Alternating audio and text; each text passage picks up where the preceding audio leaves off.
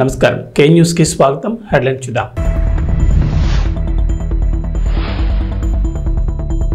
AP ప్రజలకు good news Chandranna బీమా పథకాన్ని అమలు చేసేందుకు ప్రభుత్వం సిద్ధం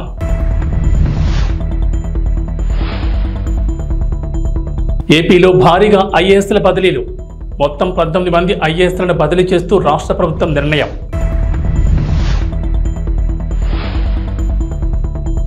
బీఆర్ఎస్ కు మరో షాక్ కాంగ్రెస్ కూటికి రాజేంద్రనగర్ ఎమ్మెల్యే ప్రకాష్ గౌడ్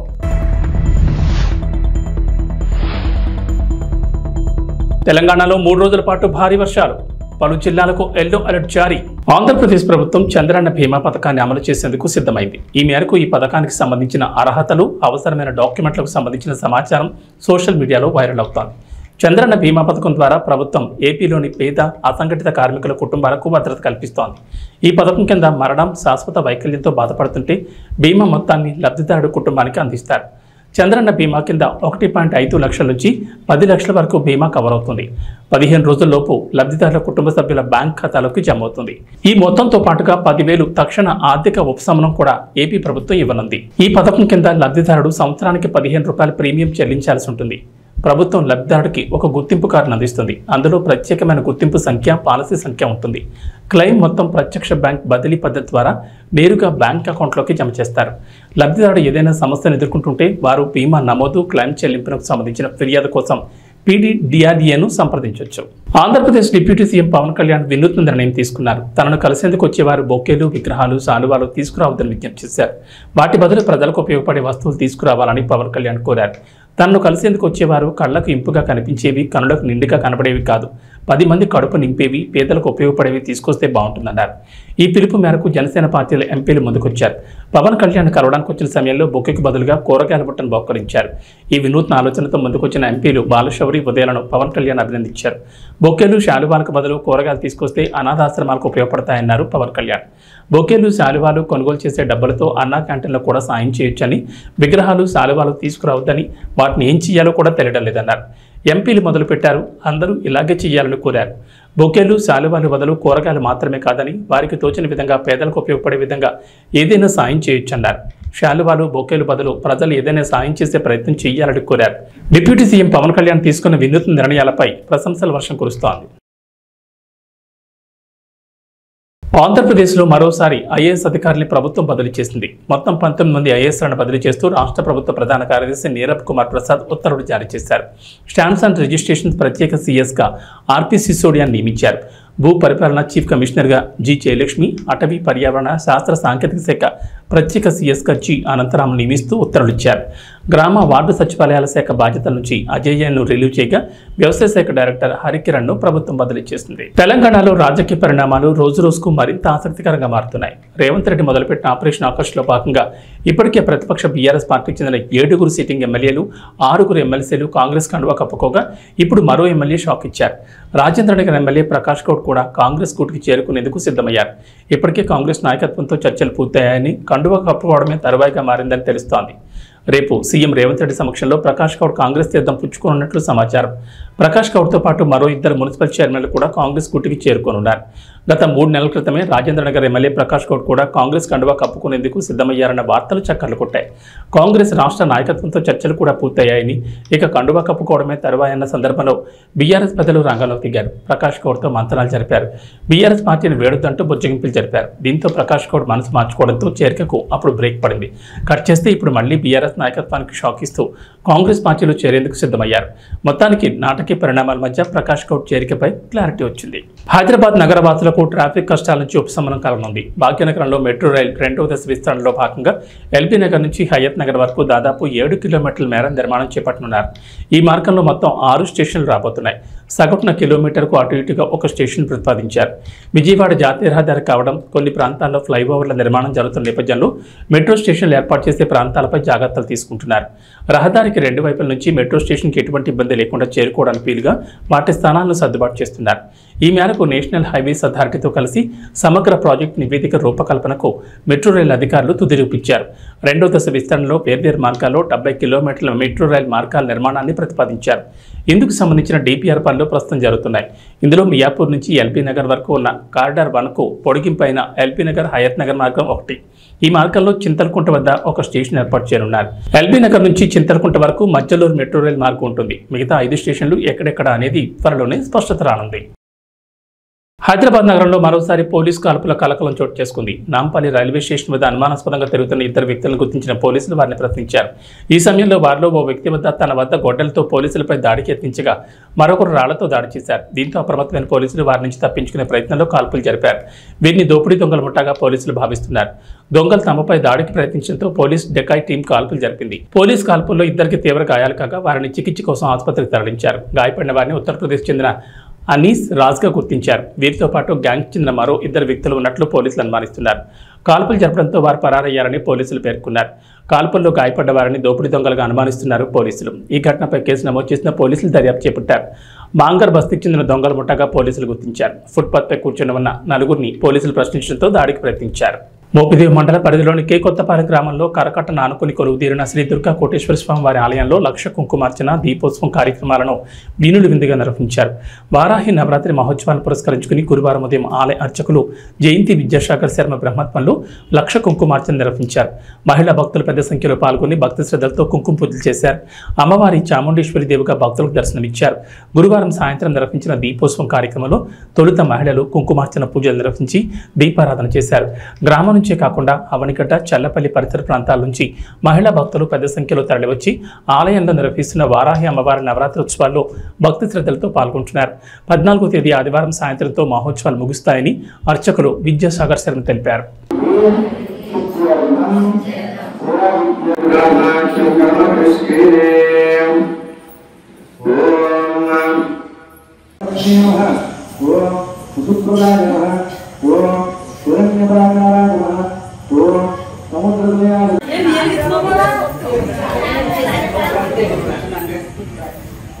మగవాళ్ళు కూడా వెలిగించచ్చు. కూడా వస్తే చేద్దాం వచ్చేస్తాను.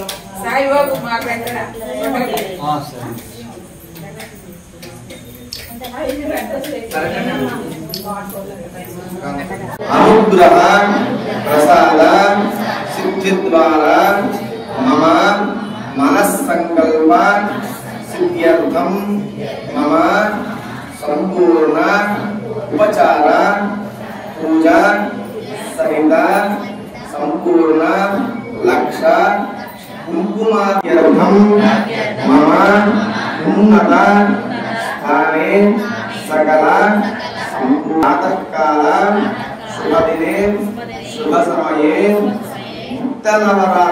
మంత్రాలయంలో జనసేన పార్టీ 4 మండల నాయకులతో కార్యకర్తలతో సమావేశం జరిగింది. ఈ సందర్భంగా జనసేన నాయకులు కొన్ని విమర్శలు చేశారు. వాటికి నాయకులు కార్యకర్తలు స్పందించి వివరణ ఇచ్చారు. 2019 ఎన్నికల్లో ఎమ్మెల్యేగా మంత్రాలయం నియోజకవర్గంలో పోటీ చేసి ఓడిపోయాను. జనసేన పార్టీ అధిష్టానం ఆదేశం ఏమిటంటే ఎమ్మెల్యేగా పోటీ చేసి ఓడిపోయిన వారే ఆ నియోజకవర్గ ఇన్ఛార్జిగా కొనసాగుతారని చెప్పారు. తాను అప్పటి నుంచి మంత్రాలయం నియోజకవర్గంలో 4 మండలాల్లో ప్రతి గ్రామంలో పర్యటించి కార్యకర్తల సమావేశాలు ఏర్పాటు చేసి కార్యకర్తలను చైతన్యపరిచి పార్టీని బలోపేతం చేశాను. కొన్ని గ్రామాల్లో జనసేన పార్టీ జెండా ఎగురవేశాను. నియోజకవర్గ ఇన్ఛార్జీలకు అంతకుముందు లెటర్ ప్యాడ్లు ఏమిచ్చినా అనంతరం నవంబర్ 2023 14 నియోజకవర్గాల అసెంబ్లీ కాన్స్టిట్యున్సీ లీడర్స్గా అధిష్టానం లెటర్ ప్యాడ్స్లో పంపడం జరిగింది. మిగిలిన 13 నియోజకవర్గాల్లో లేని సమస్య మంత్రాలయం నియోజకవర్గంలోనే ఎందుకు వచ్చింది? ఇప్పుడు ఆ నియోజకవర్గాల్లో వాళ్ళు ఇన్ఛార్జీలుగా కొనసాగుతున్నారా లేదా? నేను నా పైన వాళ్లకు ఫోన్ చేయడం జరిగిందని, మీరు ఇన్ఛార్జ్ కాదని ఎవరు చెప్పారని అన్నారు. కౌతాళ గ్రామం నుంచి పెద్ద సంఖ్యలో మంత్రాలయానికి వచ్చి జనసేన పార్టీ ఇన్ఛార్జ్ వాల్మీకి లక్ష్మణ్ ఆధ్వర్యంలో జనసేన పార్టీలో చేరారు. సులేకేరి గ్రామం నుంచి కూడా వచ్చిన ప్రజలు జనసేన పార్టీలో చేరారు. వాళ్ళందరూ కూడా పవన్ కళ్యాణ్ మీద అభిమానంతో జనసేన పార్టీ ఆశయాలను మెచ్చి పార్టీలో చేరామని, ఇక నుంచి పవన్ కళ్యాణ్ జనసేన పార్టీకి అండగా ఉండి పార్టీ పటిష్టత కోసం కృషి చేస్తామని తెలిపారు. లీడర్లు అయితేనేమి చాలా మంది కూడా చాలా కృషి చేశారు. గెలుపునకు చాలా వాళ్ళ శక్తివంతం లేకుండా కృషి చేశారు. ఇకపోతే ముఖ్యమైన క్లారిటీ ఇవ్వదలుచుకున్నాను. ఎవరైనా మా కార్యకర్తలు కూడా చాలా మంది కూడా నాయకులు చెప్పిన దానికి మా కార్యకర్తలే జవాబు ఇవ్వడం జరిగింది.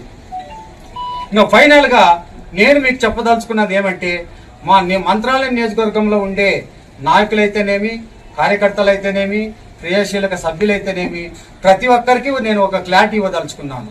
అది ఏమిటంటే, నవంబర్ నెల 23వ తారీఖున పార్టీ ఒకటి ఆదేశించింది. ఏమని ఆదేశించింది? 14 నియోజకవర్గాల కాన్స్టిట్యున్సీ లీడర్స్ అనేది ఒకటి మాకు లెటర్ ప్యాడ్ లో ఇంటికి రావడం జరిగింది. అది మేము దాని ప్రకారంగా మేము నడుచుకుంటున్నాము. కాబట్టి నా ఒక్కడే కాదు, ఇక్కడ మంత్రాల నియోజకవర్గం ఒకటే కాదు, 14 నియోజకవర్గాల్లో ఇప్పుడు దీంట్లో పేపర్లో ఎవరైతే ఉన్నారో వాళ్లే ఇన్ఛార్జీలుగా కొనసాగుతున్నారు. ఈ 13 నియోజకవర్గాల్లో లేని సమస్య మంత్రాలయంలో ఎందుకు వచ్చింది? కాబట్టి నేను ఒక క్లారిటీ ఇవ్వదలుచుకున్నాను. అది మేము 14 నియోజకవర్గాల్లో మేము ఇన్ఛార్జీలుగా కొనసాగుతున్నాము. మేము కాన్స్టిట్యూన్సీ లీడర్స్ అని దాంట్లో చెప్పిన ఇన్ఛార్జ్ అనే దాని అర్థము. కాబట్టి మేము ఆ ఇన్ఛార్జి 23వ తారీఖున మాకు లెటర్ ప్యాడ్ లో కాన్స్టిట్యూన్సీ లీడర్ ఇచ్చింది. దీనికి ఒక టైము కానీ ఒక లిమిట్ కానీ లేదు. మరి ఇది కంటిన్యూషన్ ఉంటుంది దీనికి. ఎందుకంటే ఇది ఫైనల్ లెటర్ అందరికి 14 నియోజకవర్గాల వాళ్ళకి కూడా ఇది ఇంతకుముందు ఏమి ఇచ్చినా కూడా మాఫీ. ఇది మాత్రం జనసేన పార్టీ నుంచి పార్టీ ఆదేశం ప్రకారంగా వచ్చిన లెటర్ ఇది. దీన్ని మీకు చూపిస్తున్నా, దీన్ని మీకు పత్రికా విలేకరుల ద్వారా ఈ టీవీ ఛానల్స్ ద్వారా మీ అందరి దృష్టికి తీసుకొస్తున్నా. ఇకపోతే మన అందరూ కూడా నిన్న కొంతమంది ఏదో విమర్శించినా కూడా అది నేను పట్టించుకోవడం లేదు. కాకపోతే కొంతమంది నాయకులు వాళ్ళకి దేనివల్లనూ ఒకవేళ అసంతృప్తి ఉండొచ్చు. నేను అందరూ కూర్చొని మాట్లాడుకొని ఆ ప్రాబ్లమ్స్ రావడం జరిగింది. కానీ వాళ్ళు కవతాళం మండలంలో ప్రతి ఒక్క నాయకుడు కూడా మనకు అందుబాటులో ఉండి ఇప్పటి నుంచి మనకు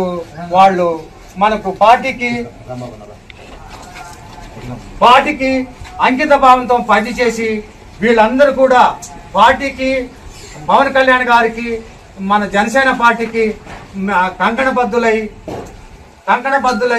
వీళ్ళందరూ కూడా తప్పకుండా పార్టీ నుంచి చాలా మంది రావడం జరిగింది. వీళ్ళందరూ కూడా నేను పత్రికా ముఖంగా పేర్లు నేను తెలియజేస్తున్నాను. నేను మీ అందరికి కూడా ఒకటే చెప్పదలుచుకున్నాను. ఇప్పుడు చేరిన వాళ్ళకి కూడా చాలా మంది వచ్చారు. వాళ్ళందరినీ కూడా నేను పార్టీ కండువలేసి ఆహ్వానించడం జరిగింది. వాళ్ళందరికీ కూడా నేను అండగా ఉంటా. ఏం సమస్య వచ్చినా నేను తీర్చడానికి నేను సిద్ధంగా ఉంటా. ఇప్పుడు ఈ సభాముఖంగా నేను చెప్పేది ఏమిటంటే సులేకేర్ నుంచి కూడా రావడం జరిగింది. సులేకేర్ నుంచి కూడా రావడం జరిగింది. కవతాళం టౌన్ నుంచి కూడా రావడం జరిగింది. తర్వాత వీళ్ళందరూ కూడా తొందరలో మేము మీటింగ్ ఏర్పాటు చేసి పెద్ద ఎత్తున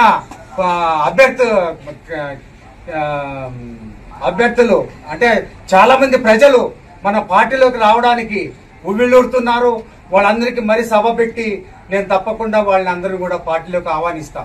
ఇకపోతే ఇక్కడ ఉన్న వాళ్ళకి కూడా అందరికీ నేను చెప్తున్నా ఒకే మాట. ఎందుకంటే వీళ్ళను ఎప్పుడు కూడా నేను కంటికి రెప్పలా కాపాడుకుంటాను. ఎవరికి ఏ సమస్య వచ్చినా నేను అండగా ఉంటా. నేను దాంట్లో వెనుకొచ్చే ప్రసక్తే లేదు.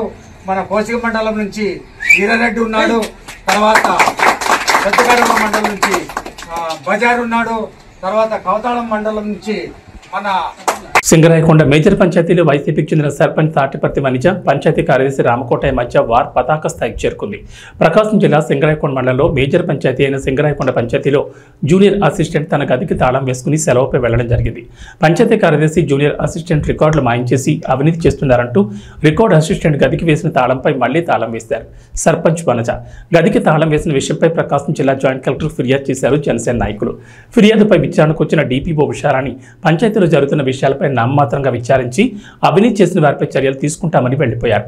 ఈ రోజు కార్యదర్శిపై అధికారుల నుంచి ఉత్తర్వులు వచ్చాయంటూ హడావిడిగా రికార్డు గదికి వేసిన తాళాలు పోలీసుల సమక్షంలో పగలగొట్టి రికార్డులు స్వాధీనం చేసుకున్నారు. సర్పంచ్ సమక్షంలోని పూర్తి విచారణ చేపడతామని చెప్పిన అధికారులు పంచాయతీ సర్పంచ్కి సమాచారం ఇవ్వకుండా అవినీతికి పాల్పడిన కార్యదర్శి చేత తాళాలు పగలగొట్టి రికార్డులు స్వాధీనం చేసుకోమని ఎలా ఆదేశాలు ఇస్తారని అధికారులపై మండిపడుతున్నారు సర్పంచ్ వర్గీయులు.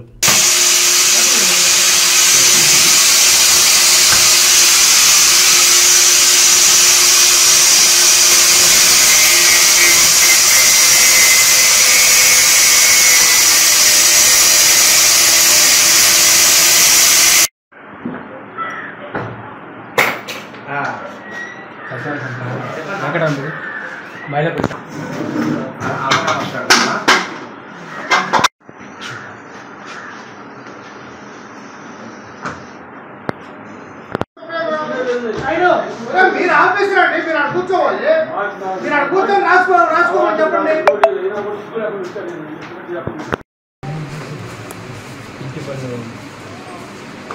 ఇంటి పన్ను కోసం ఇచ్చిన అర్జీ, ఇంటి పన్ను కోసం ఇచ్చిన అర్జీ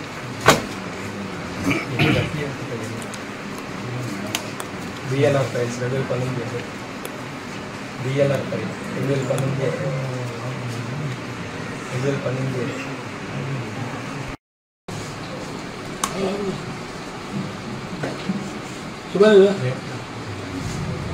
register of deposits 2008, register of deposits 2008.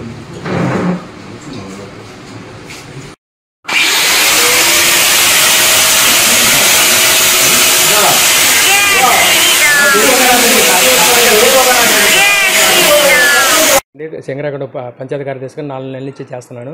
3 నెలల నుంచి గుమస్తా సిహెచ్ విజయకృష్ణ ఆఫీస్కి గైరాజరడం వలన జిల్లా పంచాయతీ అధికారులు తాళాలు పగలగొట్టుకుని ఆర్డర్ ఇచ్చున్నారు. పోయిన నెల జూన్ 20 తారీఖు ఇచ్చారు. కొన్ని అనివార్య కార్యక్రమంలో తాళాలు ఓపెన్ చేయకపోయాము. ఈరోజు మళ్ళీ జూలై 11వ తారీఖు 24 hours లోపు తీయమని చెప్పి మళ్ళీ ఆర్డర్ ఇచ్చున్నారు. అందుకని గెజిట్ ఆఫీసర్లు పంచనామాకు అనుకూలంగా దానికి సంబంధించిన ఆఫీసర్లు అందరి సమక్షంలో తాళాలు పాల్గొట్టడం అయిందండి.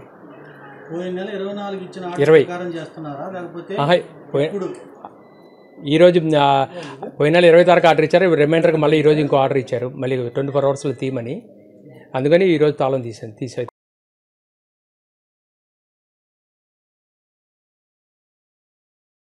ముఖ్యమంత్రి నారా చంద్రబాబు నాయుడు, డిప్యూటీ సీఎం పవన్ కళ్యాణ్ల సారథ్యంలో పౌర సరఫరాల శాఖను రాష్ట్ర మంత్రి నాదెండ్ల మనోహర్ సమగ్ర ప్రక్షాళన చేపట్టారని అవనిగడ్డ ఎమ్మెల్యే మండలి బుద్ధప్రసాద్ అన్నారు.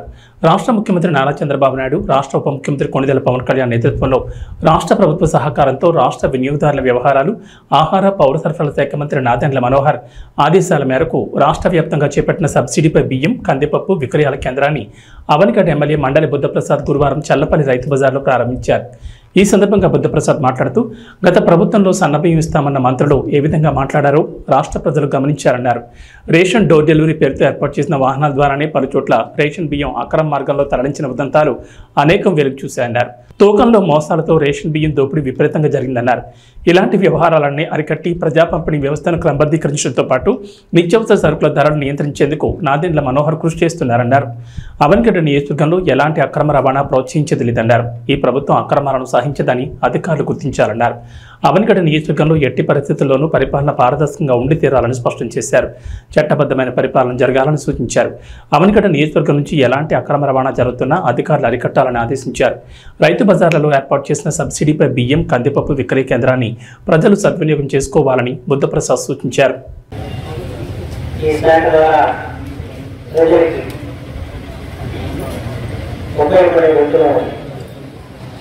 కార్యక్రమం చేయాలని ప్రారంభించి మొట్టమొదటిగా ఈరోజున ఈ సరస్వైన ధరలో నాణ్యమైన సరుకుల అమ్మకానికి ఈ కార్యక్రమం ఇక్కడ ప్రారంభించడం జరిగింది. ప్రస్తుతం ఈ కార్యక్రమం రైతు బజార్ ఉన్న చోట మాత్రమే దీన్ని ప్రారంభించుకున్నాం. అవనిగడ్డ జిల్లాలో ఉన్న ఒక్క రైతు బజార్ కంటే ఇక్కడ మన కార్యక్రమాలు ప్రారంభించుకోవడం జరిగింది. దీనికి రైస్ మిల్లర్స్ అసోసియేషన్ దీంట్లో మనకి ఇవాళ కందిపప్పు బయట దాదాపు 150 రూపాయలు, దాని విలువ 160 రూపాయలు మనం అందుతుంది.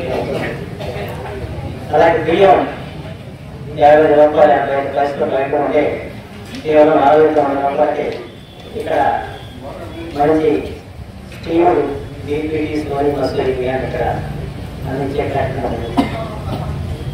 అలాగే బియ్యం పచ్చి బీపీటీ, సోనా మసూరి 52 రూపాయలు 40 పైసలు బయట ఉంటే దాని వలన 42 రూపాయలు అందిస్తుంది.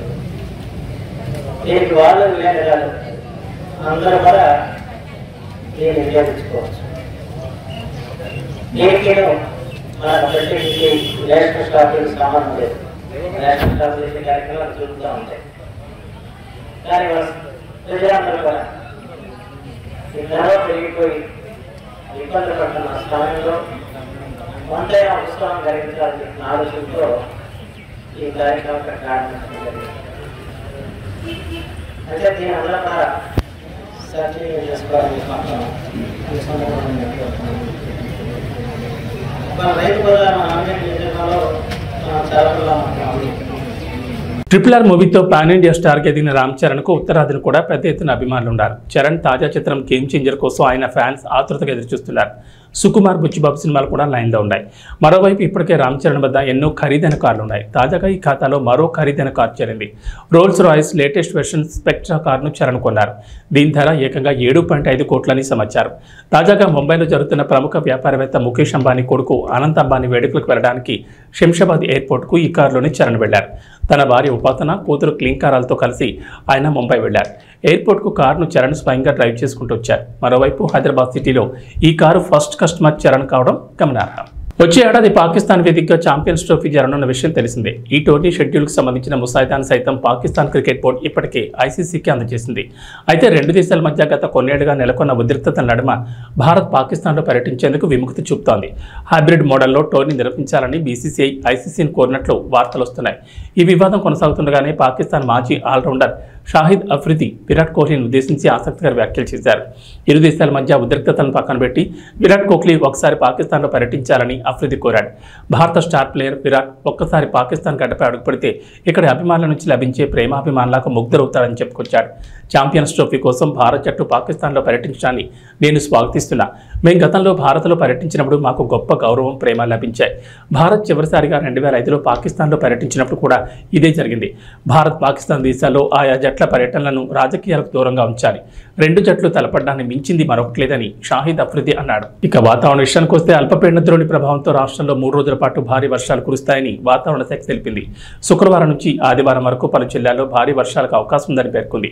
ఈ మేరకు ఎల్లో అలర్ట్ హెచ్చరికలు జారీ చేసింది. ఆదివారం కొమరం భీం, ఆసిఫాబాద్, మంచిర్యాల, నిర్మల్, నిజామాబాద్, జగిత్యాల, పెద్దపల్లి, జయశంకర్ భూపాల్పల్లి, ములుగు, భద్రాద్రి కొత్తగూడెం, సంగారెడ్డి, మెదక్, కామారెడ్డి తదితర జిల్లాల్లో ఉరుములు, మెరుపులు, ఈదురుగాలతో కూడిన భారీ వర్షాలు పడతాయని తెలిపింది. గురువారం తూర్పు మధ్య తెలంగాణలోని పలు చోట్ల మోస్తరు నుంచి భారీ వర్షాలు కురిశాయి. ఉత్తర, తూర్పు, మధ్య తెలంగాణలో శుక్రవారం సాయంత్రం మోస్తరు నుంచి భారీ వర్షాలకు అవకాశం ఉందని ఐఎండీ అంచనా వేసింది. దక్షిణ తెలంగాణలో అక్కడక్కడ తేలికపాటి జల్లులు పడతాయని పేర్కొంది. హైదరాబాద్ నగరంలోనూ సాయంత్రం వర్షం కురిసే అవకాశం ఉందని తెలిపింది. నైరుతి రుతుపవనాలు చురుగ్గా మారడంతో రాబోయే 2 వారాల్లో రాష్ట్ర వ్యాప్తంగా వర్షాలు కురుస్తాయని ఐఎండీ అధికారులు తెలిపారు. ఈ బులెటిన్ విశేషాలు. నమస్కారం.